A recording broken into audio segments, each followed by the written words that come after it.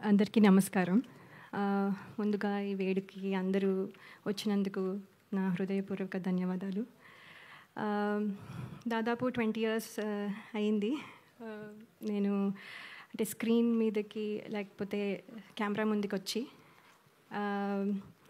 So కొంచెం ఎమోషనల్గా కూడా ఉన్నాను.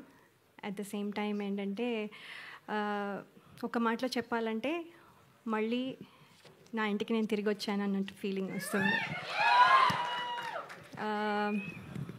అంటే సినిమాలు ఇన్ని రోజుల నుంచి చేయకపోయినా కూడా సినిమా మీద ప్రేమ తగ్గిపోయింది అని కొంతమంది అనుకున్నా కానీ అంటే కొత్త రోల్స్లో మళ్ళీ అయితే కొత్తగా బాధ్యతలు, తర్వాత అనుభూతులు, ఇలా అన్నీ కొత్తవి అన్నీ అంటే ఎదురవడం వల్ల కొంచెం గ్యాప్ తీసుకున్నాను.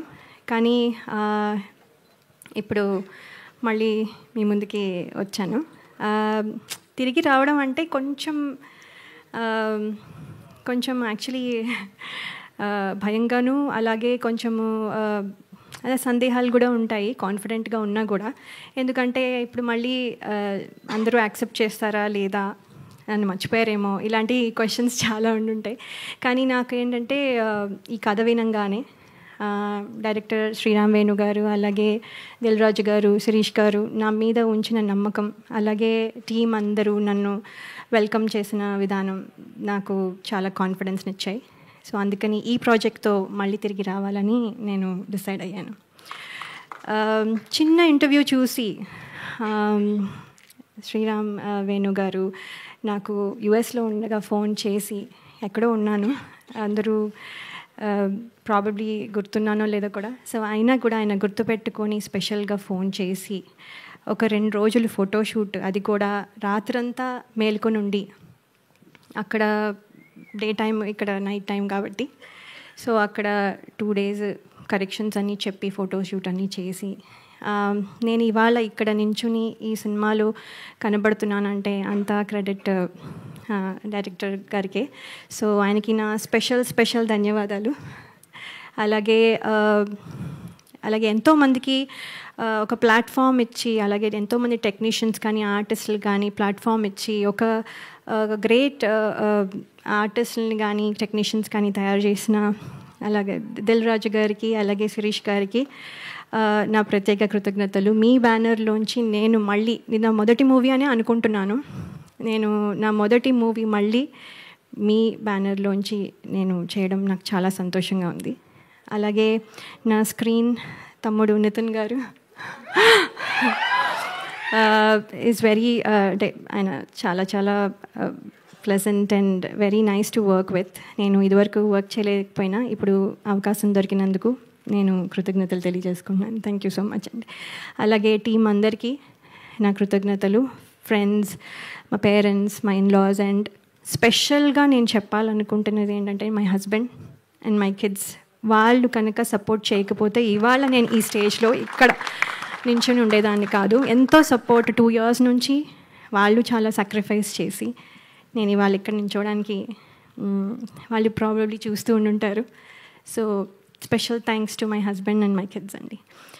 అలాగే బయటకు ఎక్కడికి వెళ్ళినా ఆడియన్స్, అభిమానులందరూ మిమ్మల్ని చిన్నప్పటి నుంచి చూస్తున్నాం అని అనడం, అవునా అని ఒకసారి అనుకున్నవి ఉన్నా కూడా అవును కదా అని తర్వాత యాక్సెప్ట్ చేయడం అలవాటైపోయి, ఇప్పుడు ఏంటంటే నాతో పాటు నా సినిమాలు చూస్తూ పెద్దయిన వాళ్ళు, అలాగే ఇప్పుడు కొంతమంది తొలి పరిచయంగా ఇప్పుడు మళ్ళీ నాతో ట్రావెల్ అవుతూ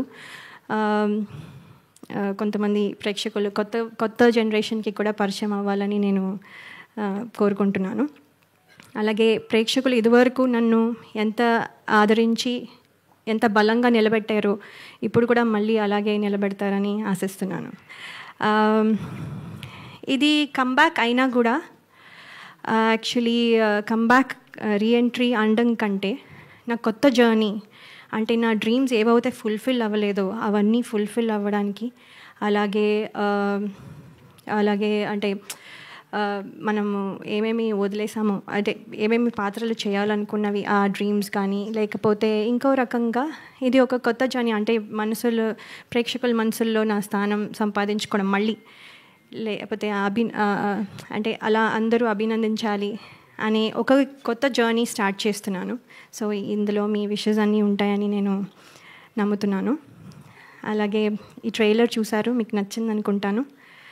అలాగే సినిమా కూడా చాలా బాగుంటుందని నమ్ముతున్నాను, మీకు నచ్చుతుంది అని నేను చాలా నమ్మకంగా చెప్తున్నాను. సో చాలా మాట్లాడాలని ఉన్నా, ఇక్కడితో మళ్ళీ నెక్స్ట్ టైం మాట్లాడతాను. సో కానీ ఒక్క విషయం చెప్పాలనుకుంటున్నాను, నేను మళ్ళీ తిరిగి వచ్చాను.